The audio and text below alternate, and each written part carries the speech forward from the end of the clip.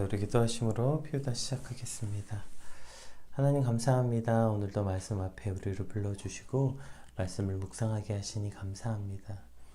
오늘 말씀을 통해서 연약한 나의 모습을 발견하게 하시고 내가 연약할수록 우리를 더욱더 깊이 사랑하시는 우리 주 하나님과 예수 그리스도가 그 사랑과 은혜가 우리 삶에 더욱더 풍성해지는 오늘이 되게 하여 주시옵소서. 감사합니다. 예수님 이름으로 기도드립니다. 아멘. 네, 오늘 저희가 함께 나눌 말씀은 욥기 9장 25절에서 35절까지 말씀입니다. 우리 함께 살펴보겠습니다. 나의 날이 경주자보다 빨리 사라져 버리니 복을 볼 수 없구나. 그 지나가는 것이 빠른 배 같고 먹이에 날아내리는 독수리와도 같구나. 가령 내가 말하기를 내 불평을 잊고 얼굴빛을 고쳐 즐거운 모양을 하자 할지라도 내 모든 고통을 두려워하오니 주께서 나를 죄 없다 여기지 아니하실 줄을 아나이다. 내가 정죄하심을 당할진대 어찌 헛되이 수고하리이까. 내가 눈녹은 물로 몸을 씻고 제물로 손을 깨끗게 할지라도 주께서 나를 개천에 빠지게 하시리니 내 옷이라도 나를 싫어하리이다. 하나님은 나처럼 사람이 아니신즉 내가 그에게 대답할 수 없으며 함께 들어가 재판할 수도 없고 우리 사이에 손을 얹도록 판결자도 없구나. 주께서 그의 막대기를 내게서 떠나게 하시고 그의 위엄이 나를 두렵게 하지 아니하시기를 원하노라. 그리하시면 내가 두려움 없이 말하리라. 나는 본래 그렇게 할 수 있는 자가 아니니라. 아멘. 네, 오늘 저희가 함께 살펴볼 말씀은 이제 욥의 답답함을 토로하는 두 번째 단락이죠. 어떻게 보면 이것은 욥의 답답함을 토로한다고도 볼 수 있겠지만 하나님을 원망하는, 그리고 거의 본격적으로 원망하는 두 번째 내용이죠. 앞에 살펴봤던 내용은 이제 욥과 하나님 사이의 괴리감을 토로하면서 무차별적으로 심판하시는 것처럼 보이는 하나님을 향한 원망의 내용을 다뤘다면, 오늘은 하나님을 향한 좌절감, 그리고 자포자기적 심정을 이제 직접적으로 말하고, 또 하나님 앞에서 자신의 처지를 변론하고 싶지만 그럴 수 없어서 오는 그 답답함을 지금 토로하는 내용입니다. 우리 먼저 25절에서 26절 말씀 한번 같이 살펴보겠습니다. 25절에서 26절. 나의 날이 경주자보다 빨리 사라져버리니 복을 볼 수 없구나. 그 지나가는 것이 빠른 배 같고 먹이에 날아내리는 독수리와도 같구나. 이렇게 표현하고 있습니다. 총 세 가지가 등장하죠. 경주자, 빠른 배, 독수리. 여기서 경주자는 당시에 누군가에게 소식을 전달하기 위해서 고용하는 발이 빠른 사람을 말한다고 해요. 사막 지형이 이제 산지한 근동 지역에서 중요한 정보 전달 수단으로서 그 당시에는 가장 빠른 방법이 바로 이 경주자, 이 소식을 전하는, 아마 우리로 치면 파발 보내는 것과 비슷한 것 같아요. 그러한 자가 1절에 육지에서 가장 빠른 전령에 비유하고, 이제 2절은 파피루스로 만든 넓이는 좁고 길이가 긴 유선형의 배를 말하는데요. 그것이 이제 가장 빠른, 그러니까 바다에선 그게 이제 가장 빠른 교통수단이었고, 또 하늘에서 가장 빠른 걸 표현할 때 먹이를 발견하고 독수리가 하강할 때 거의 200km가 넘는 속도라고 해요. 그러니까 이렇게 빠른 독수리, 그러니까 이렇게 가장 빠른 육지에서, 바다에서, 하늘에서 가장 빠른 예를 들면서 그것이 마치 뭐가 있냐면 자신의 남은 날들이 이렇게 허무하게 사라져가는 것 같다. 이렇게 빠르게 바바바박 지나가서 굉장히 순식간에 사라지는 것처럼 지금 자신의 남은 삶이 그거밖에 남지 않았고, 자신의 육신이 그렇게 죽어져 가는 것들, 구더기가 끼고 이제 내 생명이 사그러져 가는 느낌을 이렇게 표현하고 있는 거예요. 내 인생이 이렇게 허무하게 이렇게 빨리 그냥 사라져 버리고 있다, 이걸 표현하고 있죠. 여기서 우리는 사실 욥의 이중적인 마음을 볼 수 있는데요. 그게 이제 고통이 너무 심해서 당장 죽고 싶다, 당장 죽는 게 내게 유익이다, 당장 죽으면 내가 진심으로 기뻐할 것이다. 욥이 계속 그렇게 말했잖아요. 그렇게 당장 죽는 게 유익이라고 말하면서도 동시에 그렇게 허무하게 사라져가는 자신의 날들을 허탈해하고 허무하게 여기는 모습들을 볼 수 있는 거죠. 오늘 본문에는 욥의 이러한 여러 가지 연약한 모습들이 등장하는데요. 이것은 욥이 가진 특성이 아니라, 이건 욥이라는 어떤 한 사람이 가진 그 사람의 성격이나 이러한 특성이나 유형이 아니라, 이것은 바로 인간이 가진, 특별히 인간이 가진 그 대표적인 연약함, 그러한 특성들을 욥의 모습을 통해 대표적으로 보게 되는 거죠. 고통이 너무 심하면 죽고 싶은 마음이 드는 거 당연하고 그 고통에서 빨리 해방되고 싶은 것이 진심이죠. 그러면서도 그것이 진심이면서도 그렇게 사라져가는 자신의 날들이 슬프고 허망하고 허무해하는 건 역시 진심이라는 거예요. 이러한 모순적 존재가 우리의 모습일 수밖에 없죠. 근데 그것을 논리적으로 설명해서 그래서 죽고 싶다는 거야? 살고 싶다는 거야? 이렇게 표현할 수 없다는 거예요. 그렇게 단순하게. 어떤 고통의 모습 앞에 우리의 인생을 그냥 그렇게 합리적 어떤 판단과 어떤 논리적 근거로 아니지, 두 가지가 동시에 존재한다는 건 모순이기 때문에 그럴 수 없어 라고 말할 수 없다는 거예요. 욥의 이러한 모습들은 그 욥의 이중적 모습, 더 나아가서 결국 욥의 진심은 죽고 싶지 않은 것이네, 이렇게 단정할 수 없다는 거예요. 야, 어떻게 욥이 그렇게 이중적으로 말하냐? 죽고 싶다는 거, 살고 싶다는 거야. 혹은, 결국 살고 싶다는 거네. 이렇게 그냥 쉽게 단정질 수 없는 건, 이렇게 단정 져버리면 인간의 이런 복잡한 상태를 이해하지 못하는 거예요. 인간은 죽고 싶으면서 동시에 살고 싶기도 하고요. 배가 고프면서 배가 부르기도 하고요. 기쁘면서도 동시에 슬픔을 느끼는 이러한 양가적 감정을 모두 느끼는 복합적 존재, 혹은 모순적 존재가 우리의 본질이라는 것이죠. 따라서 우리 스스로를 무슨 굉장히 객관화시켜서 나는 굉장히 합리적인 사람이고 나는 이런 성격을 가졌고 난 이런 사람이야, 나는 이러한 믿음을 가졌어 라고 단정해서 말하기엔 우리는 너무나도 양가적이고 모순적이라는 것을 반드시 인식해야 되는 것입니다. 이걸 인식하지 못하고 말했다가 훗날 얼마나 많은 후회하는 경험들이 많이 있습니까? 저 역시도 너무 많았죠. 제가 더 어릴 때 나는 이러한 사역자야, 나는 이러한 사람이야 라고 수없이 설교하기도 했고 그런 모습들을 표현하기도 했지만 내가 그것보다 얼마나 훨씬 더 모순적 존재인 걸 깨닫게 될 때 그때 말했던 내 입을 때리고 싶은 어떤, 자다가도 이불킥하게 되는 그런 우리의 그 부끄러움들을 발견할 수밖에 없다는 것이고, 오늘 욥이 그러한 지금 단계에 들어서고 있는 건 아니겠습니까? 따라서 누군가의 모순적 모습을 발견할 때도 역시 마찬가지죠.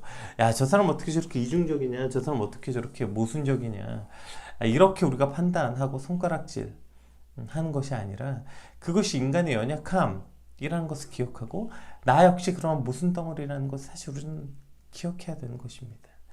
우리 스스로도 그렇게 자신할 수 없는 것이고 다른 누군가의 모순을 발견하고서도 그렇게 적극적으로 손가락질할 수 없는 건 그것이 인간이 가진 연약함이라는 것을 우리가 반드시 기억할 때 우리는 더욱더 겸손한 모습으로 하나님께도 나아갈 수 있고 더욱더 겸손하게 사람 앞에서 설 수 있다는 것입니다. 그래서 우리 스스로가 인간이 어떠한 모순을 가진 존재이라는 것을 무슨 그렇게 대단하고 우리를 그렇게 정의해서 명명할 수 있는 나는 이런 사람입니다, 우리는 그럴 수 없는 존재라는 사실을 발견할 수 있어야 될 것입니다. 우리 27절에서 28절 말씀도 한번 해보겠습니다. 가령 내가 말하기를 내 불평을 잊고 얼굴빛을 고쳐 즐거운 모양을 하자 할지라도 내 모든 고통을 두려워하오니 주께서 나를 죄 없다고 여기지 아니하실 줄 아나이다. 오늘 본문에서 이 부분이 가장 슬픈 장면 중에 하나가 아닌가 싶어요. 우리가 삼한사온이라고 말하잖아요. 그래서 3일 동안 추우면 4일 동안 따뜻하다. 이게 이제 우리나라 기후의 대표적 특성이었는데 그게 요즘에 그 삼한사미가 됐죠. 3일 춥고 4일 동안 미세먼지가 가득하다. 뭐 이런 그 패러디도 나오고, 그리고 이게 이제 점점 깨지는 그 기후 변화를 우리가 살펴보는 거잖아요. 고통도 사실 마찬가지 아닙니까? 어떻게 일주일 내에 7일이 한기가 몰아치겠어요. 3일 추우면 4일 따뜻하고 3일 죽을 것 같으면 그래도 4일은 별일 없고, 뭐 어떠한 이러한 패턴이 있어요. 우리가 사는 것처럼 극심한 고통 중에도 인간은 살려고 발버둥치는 존재인 것 같아요. 그래서 계속 극심한 가운데 나 죽을래 죽고 싶어가 아니라 그러다가도 어느 날 그래 다시 한번 살아보자, 얼굴빛을 고쳐서 한번 즐거운 모양을 가져보자, 그래 다시 한번 의지를 가져보자, 다시 한번 기운을 내보자, 기쁨을 회복해보자, 그렇게 다짐하고 온 힘을 끌어모아 일어서도 결국에 극도의 고통 앞에 여지없이 해체되고 마는, 여지없이 그냥 절망의 자리로 그 나락으로 떨어지고 마는 그런 고통과 실망을 표현하고 있는 거죠. 결국 이 고통의 문제는 이러한 우리의 의지나 어떤 정신승리, 결단과 각오로 해결되지 않는다는 거예요. 정신력으로 이겨낼 수 있어, 할 수 있어, 뭐 I can do it, 인간의 자기 의지, 자기 노력, 이러한 걸로 우리의 고통 문제를 해결할 수 있다. 예, 이것은 그 어떤 수많은 자기 개발 서적 혹은 성공한 이들의 강한 의지와 정신력을 말하죠. 정신력 이겨내 할 수 있지만 그것으로는 한계가 명확하다는 것입니다. 강한 정신력보다 훨씬 강한 고통의 문제가 있고, 결국 그러한 고통은 인간을 이렇게 다시 절망의 나락으로 빠져들일 수밖에 없고, 그리고 그러한 절망은 그렇게 우리가 다시 한번 온님을 일어나서 견뎌보겠다고 일어났다 다시 쓰러질 때, 그러한 실망은 결국 하나님을 향한 오해와 왜곡을 만들어내게 되는 것이죠. 아, 정말 죽어라 하다 그래도 한번 살아볼까? 온 힘을 다해서 기를 써서 두 부들부들 떨리는 두 발에 힘을 딛고 일어서려고 해봤자 고통 앞에 여지없이 무너지고, 그렇게 무너진 자리에서 우리는 결국 하나님을 향한 원망, 왜곡이 일어날 수밖에 없는 존재라는 것입니다. 우리 29절에서 31절 말씀 한번. 그랬더니 욥이 하나님을 뭐라고 표현합니까? 내 모든 고통을 두려워하오니 주께서 나를 죄 없다 여기지 아니하실 줄 아나이다. 내가 정죄하심을 당할진대 어찌 헛되이 수고하리이까. 내가 눈 녹은 물로 몸을 씻고 잿물로 손을 깨끗하게 할지라도 주께서 나를 개천에 빠지게 하시리니 내 옷이라도 나를 싫어하리이다. 지금 이렇게 하나님을 표현하고 있는 거죠. 이미 하나님께서 나를 정죄하시기로, 나를 벌주시기로 작정했기 때문에 내가 무슨 노력을 해봐도 그거 다 헛수고고, 내가 아무리 손을 깨끗이 씻고 어쩌고 해봤자 어차피 나를 다 진창에 빠뜨리실 거 아니냐. 마치 하나님은 나를 그렇게 괴롭게 하고 고통스럽게 하시는 분으로 욥은 하나님을 표현하고 있는 거죠. 하나님은 그러신 분이라는 거예요. 나를 벌주시는 하나님, 벌주시기로 작정하는 하나님, 그래서 내가 어떤 노력을 하고 아무리 회개하고 뭘 해봤자 소용없고, 하나님 나를 다시 그 고통의 진창에 빠뜨리시는 분이라고 지금 하나님 표현하고 있는 것이죠. 우리가 욥기를 보면서 기억해야 되는 것은, 이런 까닭없는 극심한 고통 앞에 욥이 하나님을 원망하고 하나님을 향해 이렇게 왜곡이 일어나는 것을 우리는 충분히 이해할 수 있습니다. 그러한 욥을 향해서 욥이 모자라다, 욥의 신앙이 없다, 욥이 믿음이 없다, 어리석다 그렇게 욕할 수 없는 것이죠.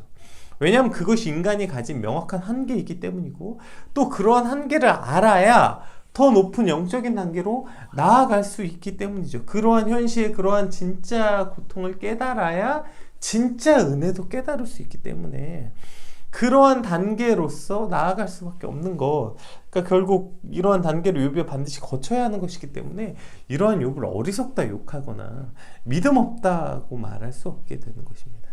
그런데 우리가 그렇게 욥을 이해하고 욥의 고통을 공감하고 욥이 다음 단계로 나아가는 과정임을 기억하면서 이것을 본다 하더라도, 또 한쪽으로 반드시 기억해야 되는 건 뭐예요? 그러면 실제 하나님이 그러하신 분인가? 하나님의 오해도 우리가 기억해야 되는 거 아닙니까? 그럼 하나님 진짜 그런 분이십니까?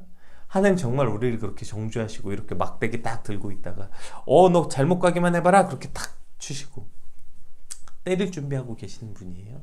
내가 아무리 기를 쓰고 노력해도 하나님이 결정하신 걸 바꿀 수 없어서 결국 나는 그냥 노력에 아무 의미가 없고 진창에 빠뜨리게 되는, 정말 우리를 그렇게 로봇처럼 여기시는 정말 그런 하나님이십니까? 어떠한 하나님이신지 우리가 고통 가운데 있는 욥이 하나님을 그렇게 표현하는 것은 이해할 수 있고 그럴 수 있지만, 실제 하나님이 어떤 분이신가도 반드시 우리가 욥기를 통해서, 욥기를 보면서 반드시 계속, 왜냐하면 계속 욥에게만 그렇게 하면 하나님의 오해와 하나님의 그 왜곡을 우리가 실제처럼 받아들일 수도 있기 때문이죠. 하나님은 어떤 분이십니까? 로마서 5장 8절 참 많이 자주 인용하는 말씀이죠. 한번 볼게요. 우리가 아직 죄인 되었을 때 그리스도께서 우리를 위하여 죽으심으로 하나님께서 우리에 대한 자기의 사랑을 확증하셨느니라. 우리가 이것을 자꾸 예수님에 대한 사랑으로 표현할 때가 많은데, 보세요. 여기 이 로마서 5장 8장의 핵심은 하나님께서 하나님의 사랑을 확증했다는 얘기예요. 왜요? 그리스도께서 우리를 위하여 죽으심으로. 여기서 그리스도가 누구십니까? 그러니까 하나님은 우리가 죄인일 때, 여전히 죄인일 때, 여전히 조금도 사랑받을 만한 이유도 없고 자격도 없고 우리가 용서받을 만한 이유도 없고 자격도 없는 우리가 여전히 죄인 되었을 때 그리스도를 우리에게 보내셔서 죽이심으로. 그 그리스도가 누구예요? 우리가 흔히는 하나님의 아들이라고 그 아들을 내어주심으로 더 본질적으로는 뭐예요?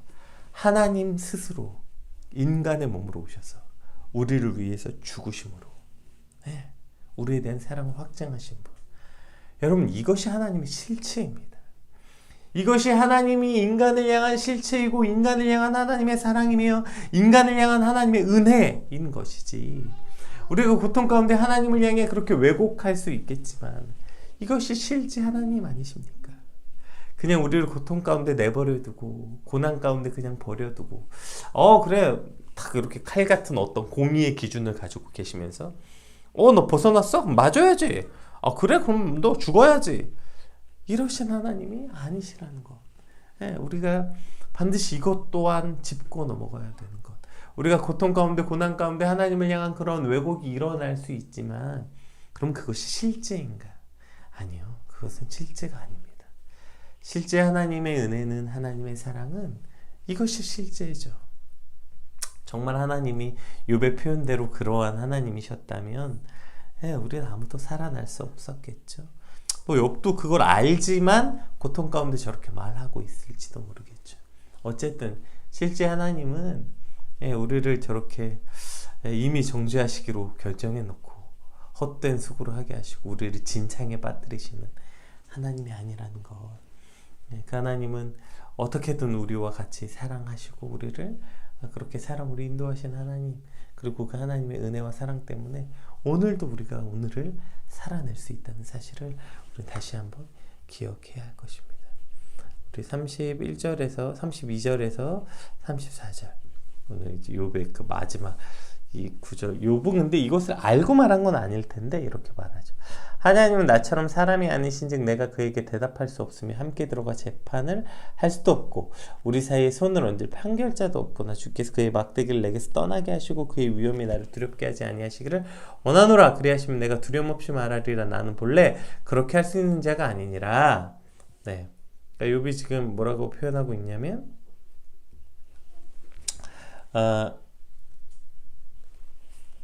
하나님은 사람이 아니라서 하나님의 저러한, 그러니까 욥이 지금 오늘 느끼는 하나님의 하나님이 잘못됐다. 하나님도 뭔가 그런 하나님과 나 사이에 판결자가 필요하다. 이렇게 말해요. 그러니까 물론 욥이 여기서 뭐 메시아 대망 사상이나 뭐 메시아 그리스도를 예표했다 이렇게 말할 수는 없겠지만, 그러니까 그렇게 욥이 스스로 인지하고 말한 것은 아닐지라도 욥의 이러한 갈망, 그러니까 하나님과 나 사이의 판결자, 예수님이 물론 판결자로 오신 것은 아니고 하나님과 우리 사이의 중재자로 오신 것 아닙니까? 중보자로 오신 것이잖아요. 그래서 막혔던 하나님과 나의 사이를, 막혔던 담을 허무시는 분, 끊어졌던 하나님과 나의 사이를 연결하시는 분, 그 연결하신 그 그리스도의 십자가의 보혈로 우리와 하나님 사이를 연결해 주셨던 그 예수님 을 통해서 우리가 나아갈 수 있는, 사실 오늘 욥의 그 갈망이 뭡니까? 그 끊어지고 지금 왜곡돼서 하나님과 멀어지고 하나님과 잘못된 자신과 우리를 예수 그리스도께서 그렇게 연결되게 하셨다. 그러한 연결자로서의 중재자를 갈망하고 있는 것처럼 사실은 오늘도 우리가 그래서 예수님을 갈망하고 예수님을 소망으로 살아갈 수밖에 없게 되는 것이죠. 히브리서 4장 5절, 15절, 16절 말씀 한번 같이 살펴보면요. 제가 이것을 PPT로는 준비하지 못해서 채팅창에 올려드릴게요. 세 번역으로 한번 볼게요. 제가 채팅창에 올려드리겠습니다. 여기 보시면 우리의 대제사장은 우리의 연약함을 동정하지 못하시는 분이 아닙니다. 그는 모든 점에서 우리와 마찬가지로 시험을 받으셨지만 죄는 없으십니다. 그러므로 담대히 우리는 담대히 은혜의 보좌로 나아갑시다. 그리하여 우리가 자비를 받고 은혜를 입어서 제때 주시는 도움을 받도록 합시다. 이렇게 말씀하고 있죠. 그러니까 예수 그리스도가 우리의 대제사장이신데 그분은 우리의 연약함을 동정하지 못하시는 분이 아니. 지금 계속 욥이 뭐라고 말해요? 하나님은 사람이 아니니까 이렇게 말하잖아요. 하나님은 사람이 아니니까 지금 그러시는 거죠. 하나님은 사람이 아니시니까 지금 공평하지 못하다. 지금 계속 그렇게 말할 때 이렇게 오늘 히브리서에 이렇게 말합니다.